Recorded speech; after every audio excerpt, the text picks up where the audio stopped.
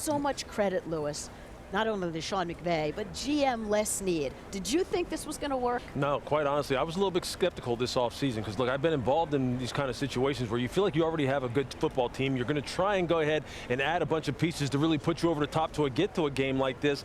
But then when things start to go downhill or you hit a rough patch, all of a sudden things start to splinter because you brought a lot of pieces in from the outside that aren't necessarily invested the same way that the homegrown draft picks like Aaron Donald, like Todd Gurley, like Jared Goff are.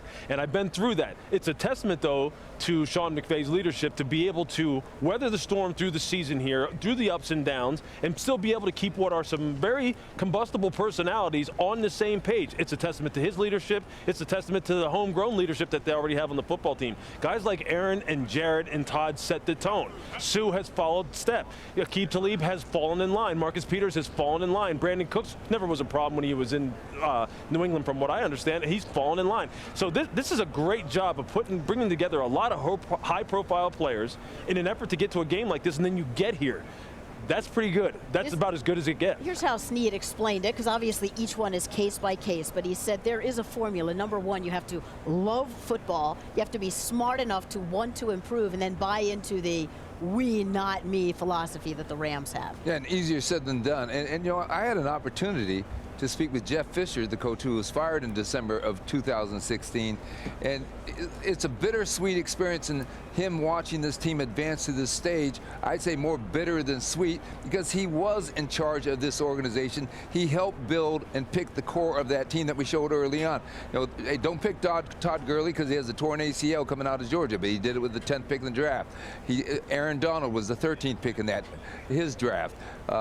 Jared Goff, it was Carson Wentz, Jared Goff. It's worked out either way for either one of those guys, but Rob Havenstein, the right tackle, the kicker and the punter, Greg Zuerlein and Johnny Hecker. These are guys that Jeff put in place, and I think in his quest to get another coaching job, one thing he said to me that really struck me was he said teams want architects, right? No, teams do not want architects anymore. They want painters. And he did compliment Sean McVay as a brilliant painter. Right, because you want the guys who are more hands-on and in it.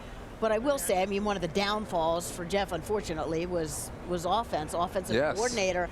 And you need to have the pulse of the league, know who's out there. There were guys who were out there who could have probably helped Jared Goff to have a more successful season and saved Jeff's job. And the Rams offense has been the storyline all season, right? McVay is an offensive guru. He took a former first-round pick who 3 years ago people threw him out in the woods, right? He was dead, he was a bust, he was everything, and now 2 years later. But this journey to the Super Bowl has started with the first decision that Sean McVay made was as a young 31-year-old coach. He had the pedigree with the last name, but people weren't sure about this hire. Who does he hire to be his defensive coordinator? Long-time, legendary, defensive-minded coach, Wade Phillips, a guy I know well. I saw him back in Super Bowl 50.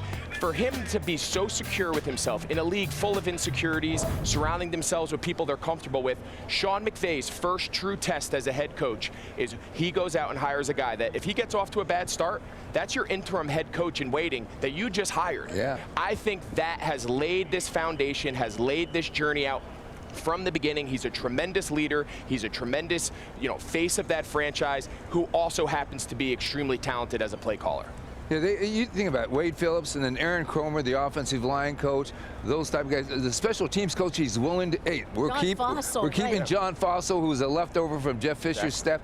So for a 31-year-old guy, no insecurity for Sean McVay. He's going out and coaching the team, and credit also to not just Les Snead, but to Kevin Demoff and Stan Kroenke, because they're the ones who approved signing some of those big checks on some of these players as they're getting their money putting this team together. I just think back to when they were acquiring all that talent on defense, and these guys weren't worried because they know that somebody's got to coach him, right? Wade has more swag than all of you can do a great job drafting, great job trading, great job in your front. Someone's got to coach these guys. Development and utilization. That's where he's actually knocked it out of the park with his hire. And Sean McVay knew what he was good at, where he excelled, and he filled people in around him to do the things he didn't think he could handle.